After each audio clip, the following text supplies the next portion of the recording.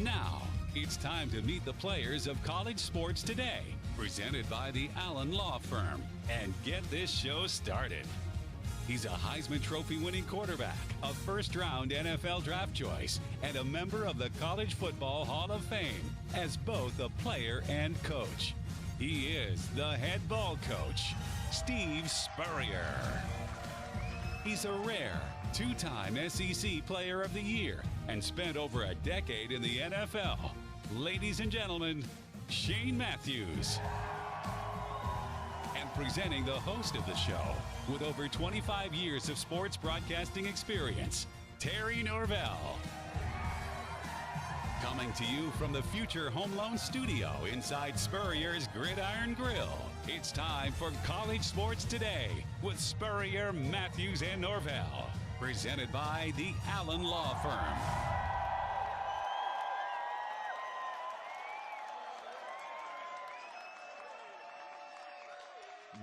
Coming to you from the Future Home Loan Studios inside Spurrier's Gridiron Grille. Of course, it is a Monday edition of College Sports Today, presented by the Allen Law Firm. You know the guy in the orange over there, the head ball coach, Steve Spurrier. Terry Norvell here. Coach, got a lot to get into, man. We got an incredible gymnastics event yesterday at the University of Florida.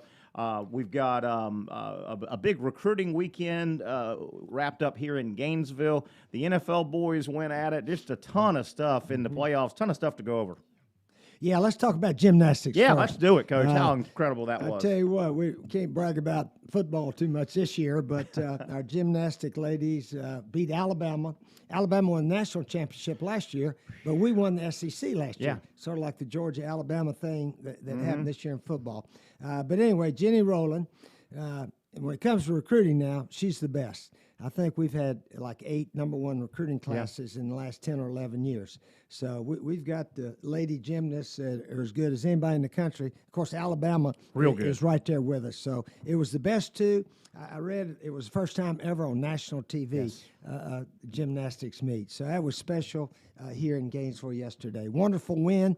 One of our ladies got a 10. Yeah. 2 of them. Yeah. 2 of them. 2 10s at the end, and we won by less than a tenth of a point or whatever it was. And it had was to come close. back. Yeah, came from behind, and those 2 10s propelled us to the victory. How good was Alabama? Here's how good. Florida, to win, had 3 perfect 10s. Trinity Thomas had 2, and then the other young lady on the floor. But Florida closed with back-to-back floor exercise perfect 10s to get the win. That's how good Alabama was. You know, gymnastics is a little bit like college football. They got people voting to see who wins or who gets into the Final Four and all that. But that's the only way you can do gymnastics. It's hard to have a – well, that's just the way it is. You just can't have a – So the judges have to be good, honest subjective, people. Yeah, they are. Subjective and experts, and most of them were gymnasts. But it was something, Coach, as you said, the first ever live broadcast television event for gymnastics on live TV, on broadcast TV. So that was on ABC, went to the entire nation. What a great infomercial, not only for the University of Florida. The atmosphere inside the O-Dome was incredible. Great for women's gymnastics and women's sports. It was just a wonderful event that 2 great teams went at it. I think it was probably the biggest crowd in the O-Dome in a long time. It outdrew basketball and everything else that's been in there. So it was a wonderful event yesterday at the O-Dome Exact Tech Arena here in Gainesville. It was really, really something. I hope you had a chance to see it around the NFL. Coach, I want to talk some. We're going to set the show up and take a quick break. We want to talk some NFL football as well. What a weird 5 games. Really, 4 of them were kind of ugly. And a strange ending to the Dallas game. Before we do that, though, Coach, so we don't forget, I want to make sure we get this in. We've talked all football season about the new award that you're involved in, new coaches award, and gosh, I want to say tonight there's a call and a presentation. Talk about your involvement. Yeah, in this. we're doing a Zoom call tonight. I think 7:30, 7:45. I think it's on YouTube and Facebook. Okay. Yeah. And I'm not sure the other networks or whatever it'll be on. But we're going to announce the Coach of the Year for a coach his first year at a school. First year at a school. And for some reason, they want to put my name on it. So I said, I like that because we honor a coach who exceeded the expectations. Yeah. It had to be a coach who went somewhere and they weren't expected to do much. And the three candidates, Gus Malzahn at Central Florida, in the SEC, Josh Heupel at Tennessee, and Shane Beamer at South Carolina. Heupel and Beamer both had winning seasons, both went 7-6. And they were picked at the bottom of the SEC. Yes, they were. Vandy was dead bottom, yes, they which were. is normal. Yeah. But then it was South Carolina and Tennessee. So those were the three bottom guys at the beginning of the season. And yet Tennessee and South Carolina rose to very respectability, having winning seasons, and their fan base is fired up, had sellout crowds. Sure. So Beamer and Heupel obviously did a great job, and Gus Malzahn did an excellent job also. So we'll announce the winner exciting tonight on that Zoom call. I know Mike Griffith is involved, a long-time broadcaster. And Chris Doring. And Doring. Chris Doring is very involved in it. Doring Mortgage Company is one of the big sponsors. Big sponsors of the Coach of the Year. So that's coming up tonight. You can follow that. It's exciting. I'm going to award a Coach of the Year tonight. First year at their respective programs is what you're trying to honor. And you're big on, and I know you've told the story a million times. I mean, these coaches that get these new jobs and they want a buffer zone of 3 or 4 years. You know, you can hit the ground running and win. You can win at year one. I mean, there's no reason you can't win now. Well, it just goes to show if you change the attitude on the entire team and add a few players here and there and coach the heck out of you, and don't make excuses. And that's why I like the award. It's the coach the first year. We won the SEC my first year here in Florida 31 years ago in 1990 because we had the team that was very capable. Yeah. It wasn't, and Shane Matthews was here. Nobody knew he was here, and plus all the receivers. The defense was already here. But anyway, a lot of coaches come in and say, give me 2 or 3 years. Let me get the recruiting going, blah, blah, blah, blah, blah, blah. Just a bunch of damn excuses to buy a little time. Sure. And to me, the good coaches that love to compete, they don't look for excuses. Hey, we got 11 players, you got 11, and let's see how we line up, and let's compete against each other and see who wins. And go win some games. Yeah, and go win some games. Let's take our first break. On the other side, Coach Spurrier, a couple things we want to get into with Coach Spurrier. I think you're going to enjoy it. Number one, there was a big recruiting weekend, and I know at some point they came through Spurrier's Gridiron Grille. I want to talk a little bit, Coach, on the other side about your interactions now. You've interacted with Coach Napier several times and kind of getting to know him a little bit. I want to talk about that on the other side. And then the NFL playoffs, the ending to the Dallas game and some of that strange stuff that happened. Not a lot of great playoff games so far, but some weird controversial plays, particularly the final play in the Dallas-San Fran game. We'll get to that and a whole lot more. One segment down, a long way to go with the head ball coach, Steve Spurrier, coming back on College Sports Today. Playing football for 15 years taught me many important things we still use every day fighting for our clients. Things like hard work, toughness, persistence, tenacity. Football taught me when you really want something, you got to be relentless and fight for it every day, not just sometimes. Winning consistently isn't easy. You got to be willing to put in the work and do hard things. I've never taken the easy road, and that's made all the difference in my life. Let me show you what having football tough lawyers can do for you. The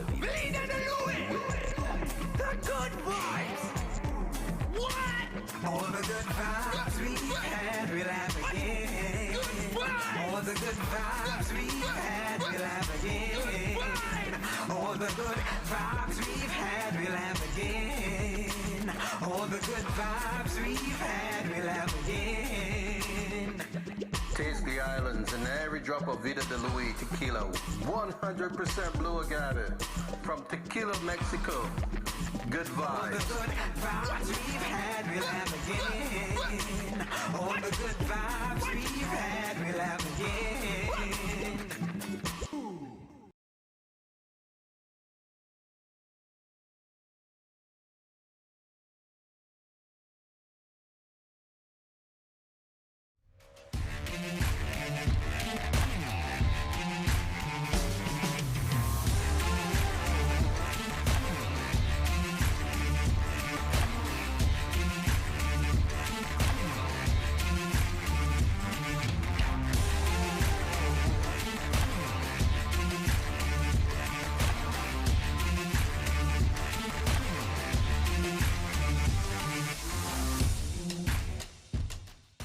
It's time to thank the sponsors that make College Sports Today with Spurrier, Matthews, and Norvell possible.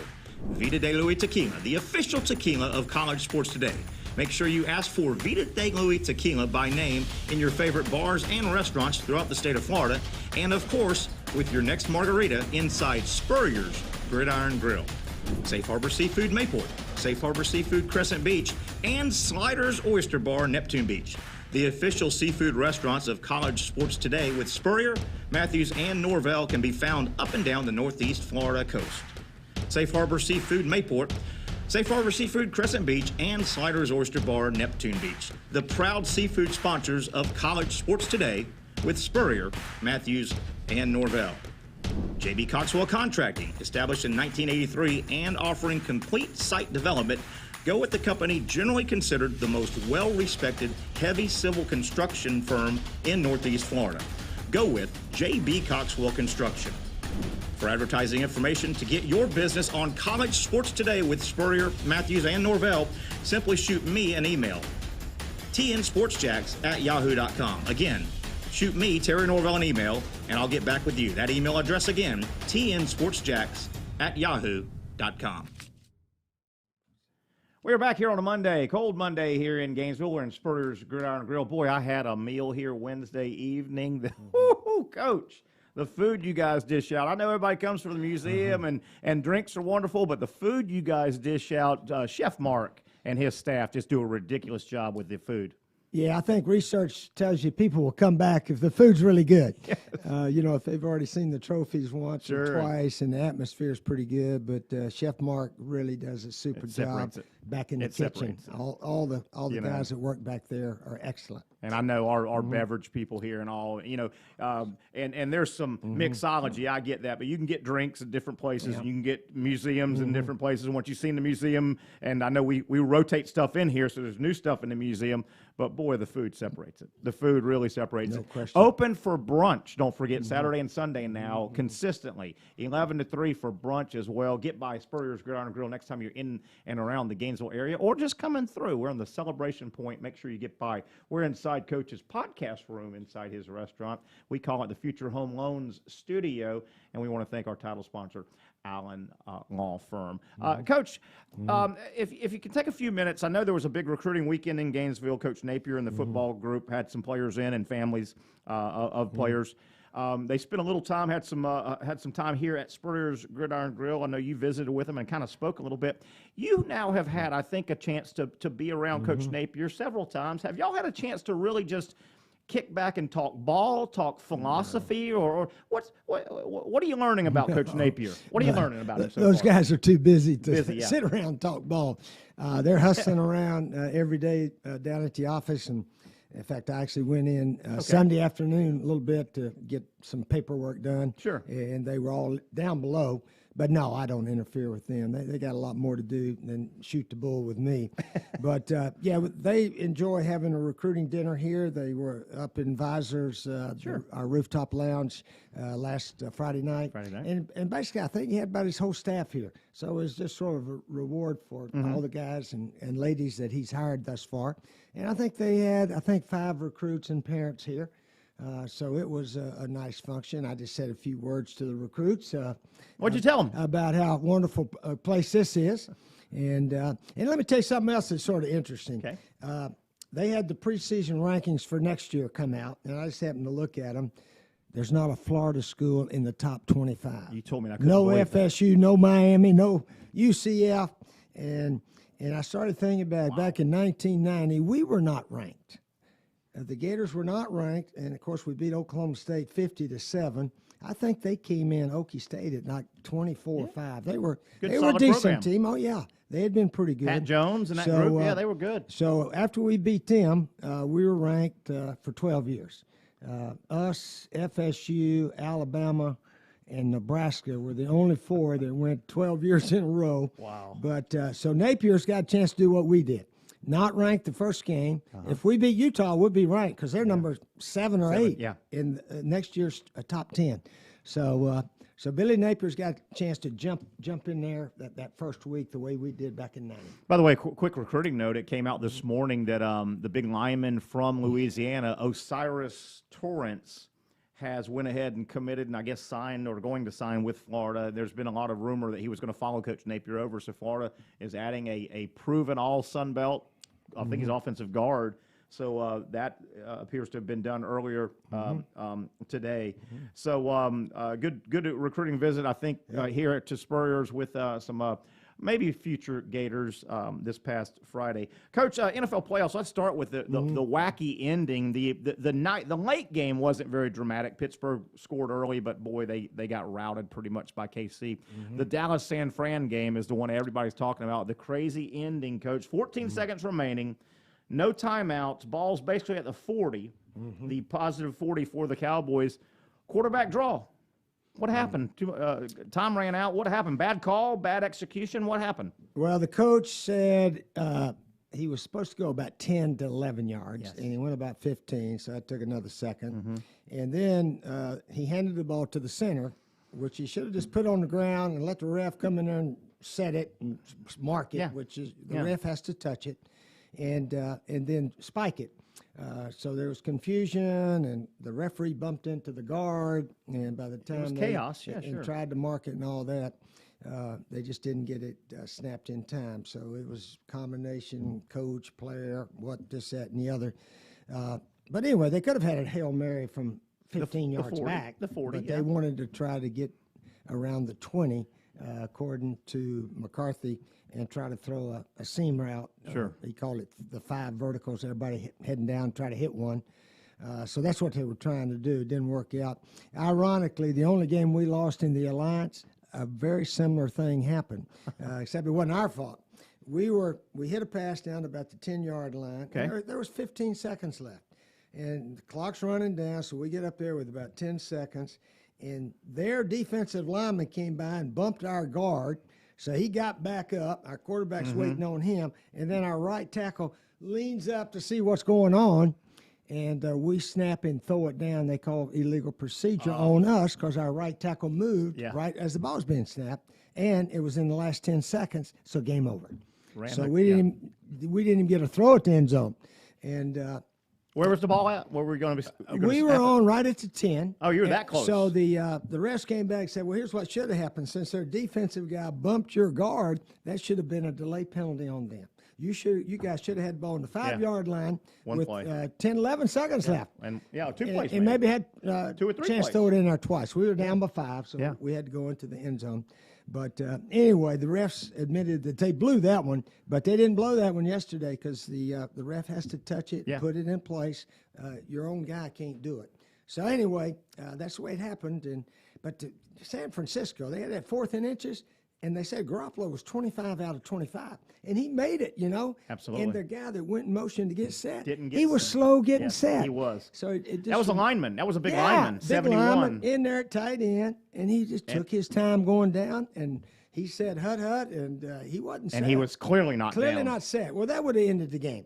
So, Yeah. I mean, oh, man. These guys. And then remember the funky little spot they had to look back. It looked like, was Debo? it Samuel? Debo, your guy. I wanted to bring up Debo. How good was he for you at South Carolina? But I thought he had that first down, and they re-looked at it and marked it back.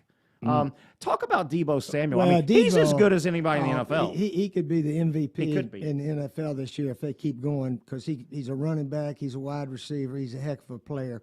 I started thinking the other day of all the receivers we still got up there. My son Steve Jr. was receiver coach at South Carolina. Alshon Jeffrey and Sidney Rice played a long time. They're not there now. But Debo at San Francisco, Brian Edwards, I think, is with the Raiders. Pharaoh Cooper still playing. Demir Bird's another kid that's been up there about 7 or 8 years now. So South Carolina's got a bunch of receivers up there that are still playing. Of course, Debo's our prize guy right now because San Francisco's in the playoffs and got a chance to keep moving on.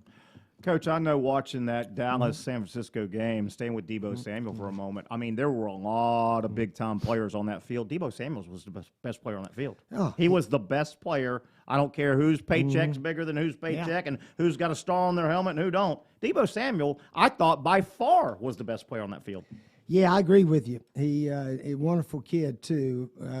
2 years ago, they had the 69 team, 50 years. I played on that 69 49er team, so Jerry and I went out there. And we were loading the bus to go back to the hotel with all the former guys. And he come running on the bus. Hey, Coach, I didn't get a chance to see you. So that's the kind of kid he is. He wanted to give me and Jerry a hug and say thanks for everything. But, yeah, it's neat to see some players that come from basically difficult backgrounds. He's a kid that really didn't have a lot of scholarship offers. And my You son, were saying your son, Steve Spurrier. yeah, he found him Jr. up there, I think, at a little town called Ingram, North Carolina, up in the upstate near Greenville. Clemson didn't offer him. They didn't. I mean, he was right up there. And Steve watched him on tape, offered him that day, I think. Yeah. So he said, yeah, I'm coming to South Carolina.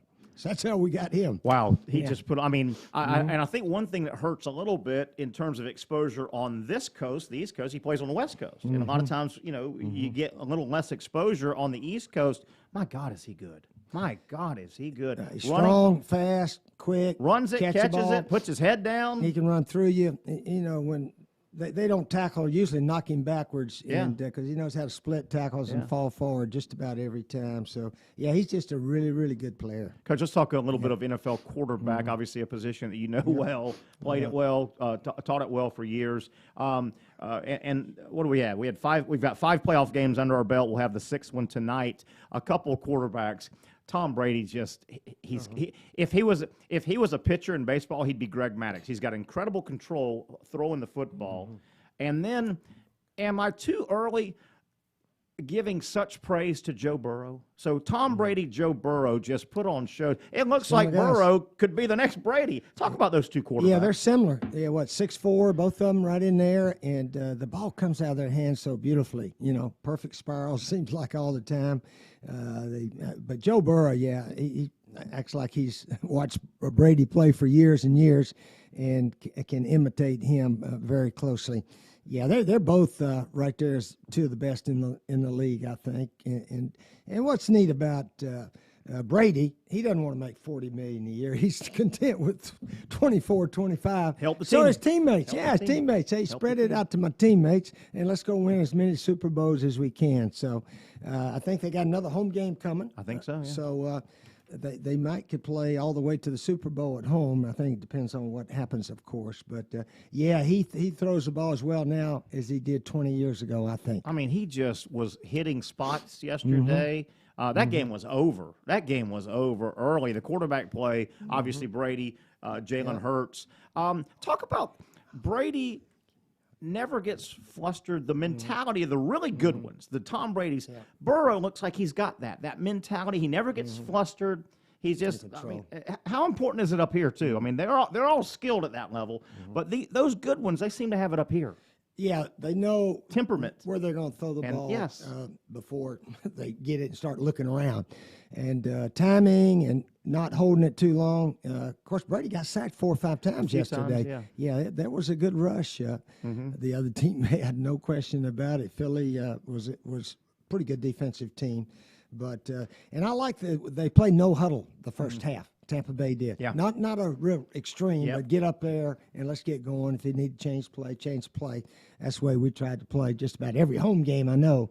Hey, let's open up no huddle. It's not as fast as you can go, but let's get up there and make some calls. And if you need audible, and go from there. So I was certainly impressed. I think we all were the way they played that first half.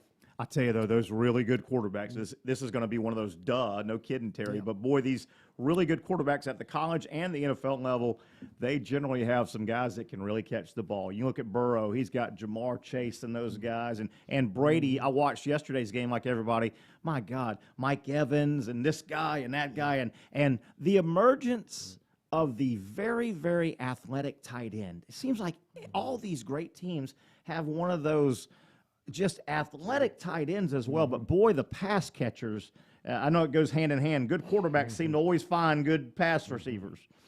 Yeah, no question. Kittle at San Francisco. Great tight end. The tight end play is crucial in all these. Kelsey for and Kansas the big play City guys, and all those guys. The outside receivers also.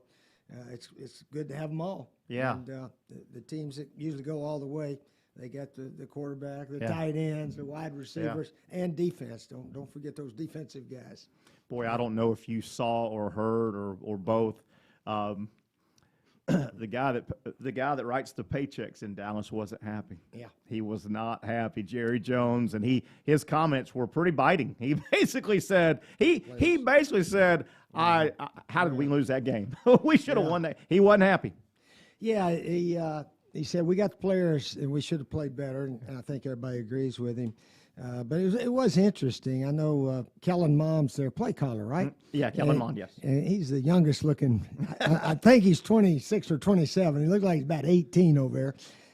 But McCarthy doesn't call any plays and so forth. And they had a bunch of offsides. Oh, it was a sloppy game. That drives Ugly. me crazy. Ugly. I think they had more penalties than anybody that in the playoffs yeah. history or something. Yes. So that shouldn't happen. That's bad coaching. I remember asking a player one time, I said, how many snap counts y'all got? And he said, well, we got about 4. I said, well, you need 2. You need one that everybody knows, and then you need one that we're going to try to get the other team offside, but we're not going to give you a play, so you can't screw up. Yeah. Don't give your lineman a chance to screw up and jump offside. And I think it took me about 10 years to learn that. But anyway, you don't need a whole bunch of snap counts because those linemen, they got to think about this guy or that guy, or if he blitzes, blah, blah, blah. And he can't be thinking about, well, what snap count are we using this play? No. So, that was sad watching all those jumps, early jumps. Yeah, the Cowboys, my goodness, shooting themselves in the foot. And there was a point in that game where it got hard to watch. The flag was coming out every other play. We didn't talk much, and we don't need to. Kansas City just ran away from Pittsburgh. Big Ben, I guess, has pretty much announced that he shut it down. Buffalo, absolutely. I turned on the TV. It was 33-10. Buffalo, and you don't see Belichick get beat like that very often. Did you hear the incredible stat about Buffalo in that game? Buffalo, the only playoff team, I think, ever to, in a game, they never punted, they never attempted a field goal, and they never had a turnover. They had 7 scoring possessions and 1 kneel down. They didn't do anything else. That was all they had to hold. They didn't punt. I knew they didn't punt. They didn't attempt a field goal, and they didn't have a turnover. 7 scoring possessions and 1 kneel down. That was Buffalo. They were that efficient against Josh a Belichick Allen, team. Yeah. Oh, it was amazing. Josh Allen, they acted like they didn't know it was 0 degrees. Mentally, it did not faze them. not. It would drive most of us crazy to try to play in 0 degrees. Shane Matthews loves Josh Allen. Talk about Josh Allen, what he does, what he brings. His ability to run with it. Yeah. He can juke guys, run over guys. Oh man, he's an excellent passer also. He admitted he was trying to throw the ball away when their tight end made that catch in the back of the end zone. So but it was amazing watching Buffalo in that weather, and it did not bother them one bit. Not at all. And you just don't see Belichick get beat like that very often. Well, you don't see him get beat like that. They got dominated. There's no question about it. Coach, last topic I want to get out of here. Okay. You brought it in today, bringing it back to college football for a quick second before we let Coach get about his Monday afternoon. You saw a preseason poll. And we've talked all about Florida and Billy Napier, and his first game will be in the Swamp. Talk about the preseason poll you rattled off, I think, the top 7 you saw, and I'm interested in number 7. But talk about the preseason college football poll. Same guys. I think USA put it together the other day. Bama was first. Ohio State, Georgia, Clemson. So those are the same 4 you always expect. Then A&M, Oklahoma, and Utah snuck in there. Utah 7. and Michigan. And the only other 2 SEC schools were Arkansas and Kentucky. We only had 4 SEC schools in the top 25. So, but once you think about LSU, Auburn, and Florida going 6 and 7 last year, gee, how in the world did all that happen? So, I mean, we weren't the only ones with a losing record. No. Some of those other schools that think they're supposed to be good all the time also. Yeah. And Bama and Georgia are the guys picked to be at the top next year, so we'll see if that holds up or not. Trying to think real quick, Coach. You mentioned Utah. They are the season opening, Coach Billy Napier era opening opponent. First game of the year. We know the 7th-ranked team in the nation is going to come in to open up Florida's Billy Napier era. I'm running through my mind maybe Houston back in '69. That's got to be one of the highest visiting ranked teams to open up a season against Florida, right? Season opening game. opponent. Houston came in that year, right, in '69, or Houston was 1 or 2 in the nation, and Alvarez and Reeves beat them pretty bad. But I can't remember a season opener visiting team coming in much higher for the opener. I mean, Utah's going to come in every poll. They're going to be ranked 6, 7, 8, 9, somewhere in there. They bring everybody back. Yeah, their guys don't go to the pros too often, and they had a chance to win that Rose Bowl, but Ohio State came back and beat them. So we should have a packed house in the Swamp for that Utah game, and like I said, if we can upset or beat those guys, maybe we'll be ranked and maybe on the road. Who knows? Off you Who go. knows? Shades of beating Oklahoma State. You know, I saw where Emory Jones is coming back, and. That's either good or not good. I don't know what's going to happen. Well, I know you can't coach 6 quarterbacks. I mean, it's good to have a whole bunch of guys at offensive line, defensive line, and this, that, and the other. But I think Billy, of course, he's the quarterback coach, you know. He'll get it thinned out pretty soon. He'll give them all a good look, and then you got to make decisions. When I came in 90, we had 5 or 6 guys there, and I tried to coach them all there for 2 or 3 weeks. Can't do it. And fortunately, a couple of them got hurt a little bit, sprained ankle or something like that. And so Shane started getting a little bit more of a look here, there, and the other. But he started out, I think, number 5. And by the end of the spring game, he was fighting for number 1. And preseason practice, he became the starter and SEC Player of the Year his first year. And I remember the story you told on this show about his father drove in for a scrimmage and didn't quite get him in for one snap. Talk about it real quick. He didn't get a snap. I was rotating all these guys, Brian Fox, Kyle Morris, Donald Douglas. Yeah. And Bo Baird, one of our administrative guys, said, Coach, Shane Matthews' dad's over here wanting to meet you. I said, oh, no. God, I forgot. I didn't even get him in the dang scrimmage. He didn't even throw a pass. And, I'm sorry, Mr. Matthews, or Coach Matthews, he's high school coach. And he said, don't worry about it, Coach. Shane just wanted me to let you know that he loves your offense. He thinks he can be pretty good in it. Nice. And I said, well, he's going to get a chance. I just didn't get to him today, but I guarantee you we'll get it to him the next scrimmage. And so he got his time, and he made the most of it. Shane did, obviously, for the next 3 years, actually. And he started shining in People forget he started shining in Jacksonville because the spring game was in Jacksonville because, you guys were ripping up the turf here? Yeah, we put in natural grass, ripped up took out the artificial, turf, and played the game in Jacksonville. Yeah, and I tell you, those spring games can be important when you guys got fighting for starting positions, especially quarterback. Yeah. So he may have won it that day in Jacksonville. I know he was 8 of 11 and 3 touchdown passes against our defense, which was one of the best in the country. I think the spring games are going to be even more important now. You've got the portal, so you've got a lot of projected new guys coming to your program. I think coaches want to see your new guys close to game atmosphere. So I think those spring games, I've long thought that the spring games, from a revenue standpoint, and everybody's always turning over rocks looking for more revenue, I've always thought the spring games, we're not too far away from teams playing each other in a 2-game series. I mean, you're tackling and hitting anyway. Why not make money? I could see a Florida signing a deal with Oklahoma. You come to Gainesville for our spring game, we'll go there. I think you sell 60,000, 70,000 tickets for that. But with the transfer portal, with the new guys coming in, Coach, I think coaching staffs are going to want to see these new guys, how they blend in. I think spring games are going to get more important as we go with these new rules. Well, you got to be careful with them also because you look like an idiot getting a guy hurt in a spring game. Yeah. So I remember, I think it's just my 2nd or 3rd year here. I told starting defensive lineman Brad Culpepper and Tony McCoy and some of those guys, I said, you guys aren't playing in the spring game. It out, They looked at me. And I remember Brad Culpepper said, yeah, I know, April Fool, wasn't it? Because I think it was April 1. Yeah, sure. I said, no, I'm serious.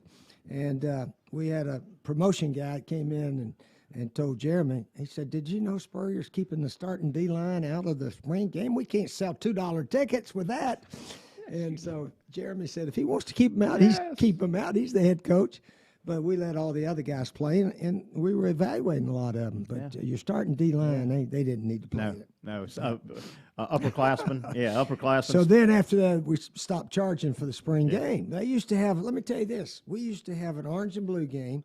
They divided the athletic department, all right, all of you are orange, all of you are blue, and divided the teams up. And it was competitive. Emmett Smith carried the ball something like 25 times in a spring game here. To get the win. To try to get the steaks instead of the beans, beans and steak game. And so we finally put an end to that just to make sure nobody got hurt and so forth. You know what I remember about, we'll let you go, Coach, I know you're busy. I remember about your spring games here at Florida a lot. During a little halftime, you'd give out 1 million awards. Yeah. Coach Spurrier, you gave out 1,000 awards. Everybody got an award.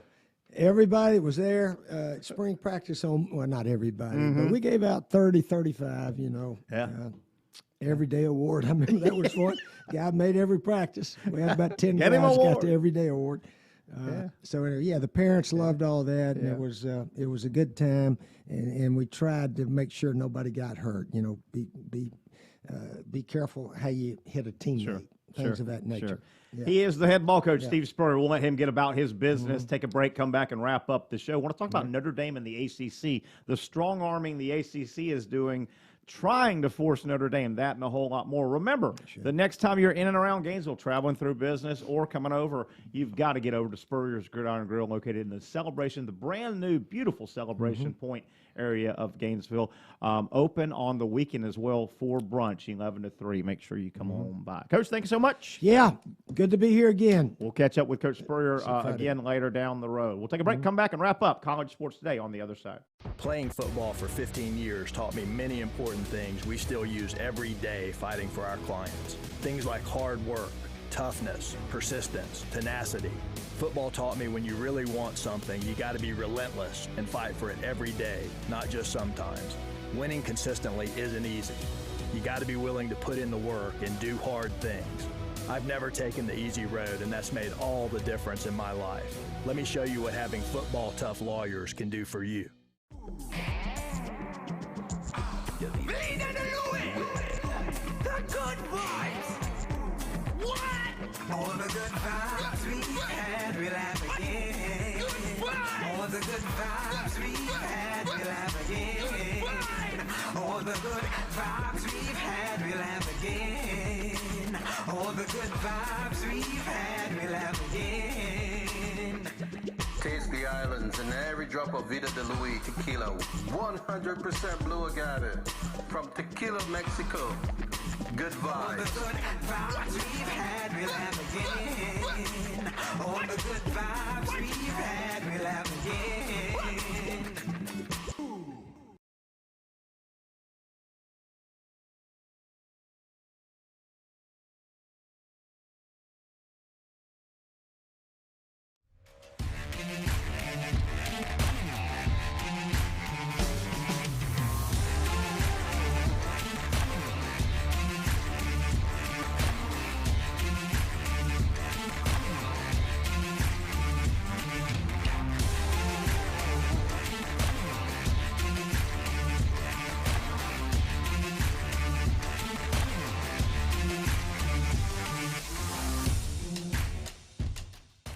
It's time to thank the sponsors that make College Sports Today with Spurrier, Matthews, and Norvell possible. Vida de Luis Tequila, the official tequila of College Sports Today. Make sure you ask for Vida de Luis Tequila by name in your favorite bars and restaurants throughout the state of Florida. And of course, with your next margarita inside Spurrier's Gridiron Grill. Safe Harbor Seafood Mayport, Safe Harbor Seafood Crescent Beach, and Sliders Oyster Bar Neptune Beach. The official seafood restaurants of College Sports Today with Spurrier, Matthews, and Norvell can be found up and down the Northeast Florida coast. Safe Harbor Seafood Mayport, Safe Harbor Seafood Crescent Beach, and Sliders Oyster Bar Neptune Beach. The proud seafood sponsors of College Sports Today with Spurrier, Matthews, and Norvell. J.B. Coxwell Contracting, established in 1983 and offering complete site development. Go with the company generally considered the most well-respected heavy civil construction firm in Northeast Florida. Go with J.B. Coxwell Construction. For advertising information to get your business on College Sports Today with Spurrier, Matthews, and Norvell, simply shoot me an email, tnsportsjacks@yahoo.com. Again, shoot me, Terry Norvell, an email, and I'll get back with you. That email address again, tnsportsjacks@yahoo.com. sportstoday.com.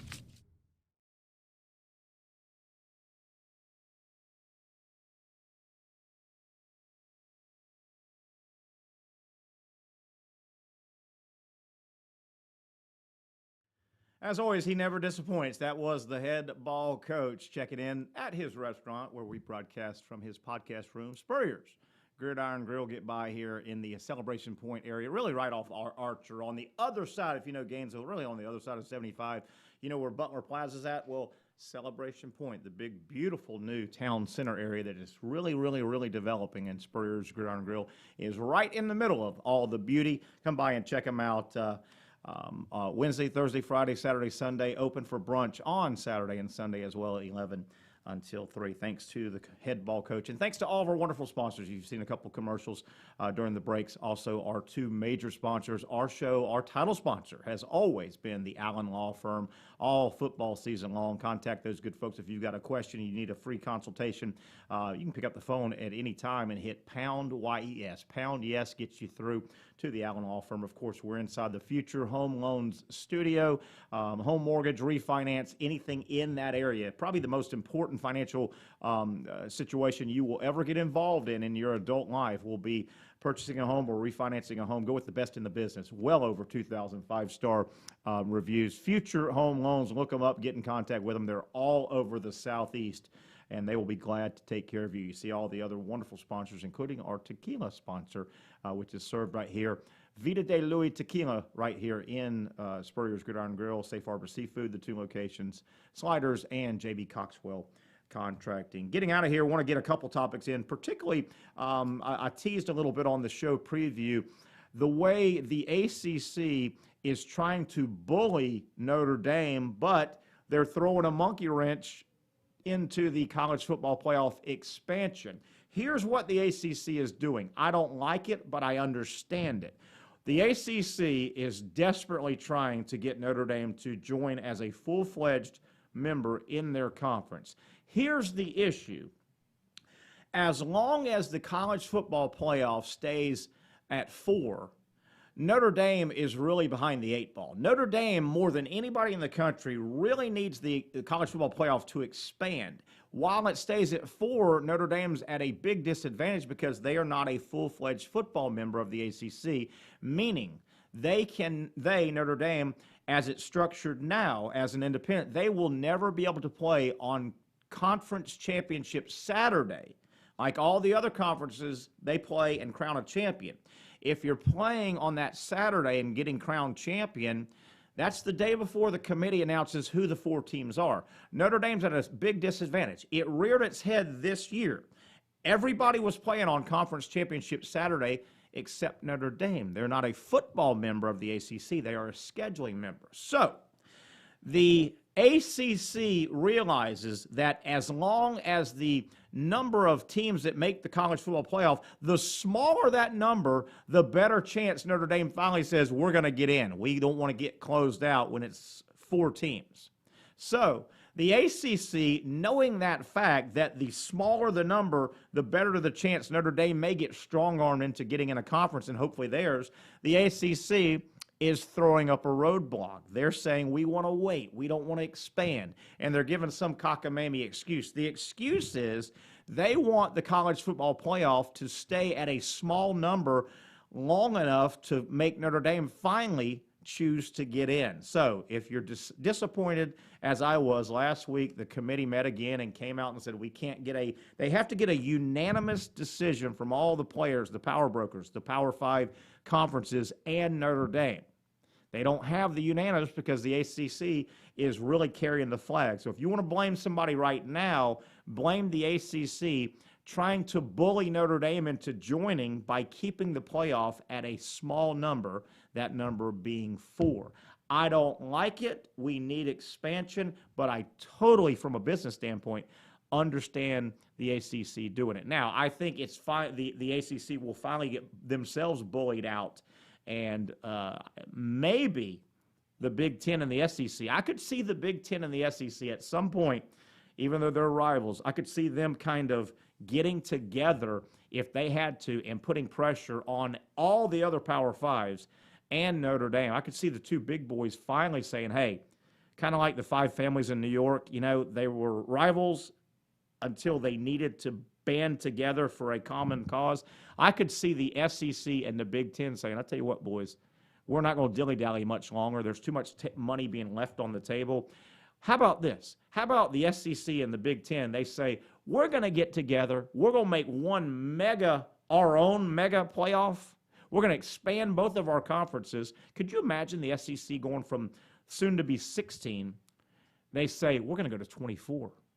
And we're going to raid a couple conferences, including the ACC, to get from 16 to 24. The Big Ten saying the same thing, and they say, hey, we'll take our Big 48 and we'll have our own playoff. I could see something like that happening, but I think the ACC is going to run out of power play, and they're not going to be able to force Notre Dame in. But that's kind of where we're at with the expanded playoff. The ACC really throwing a monkey wrench, trying to bully, if you will, Notre Dame into joining their conference. Just wanted to get that out as that was news coming out of last week, and obviously as we wrapped up the 2021 college football season, hoping to expand quickly heading into 2022, 2023, and beyond. That'll wrap it up. I want to thank everybody, including the head ball coach. What a show. He put on a show, as he always does here on College Sports Day. Thanks to all of our sponsors, and, of course, Evan Miller behind the scenes making everything happen. We'll step aside. We'll get back together on Friday, 11 a.m. Join us then for the next edition of College Sports Today.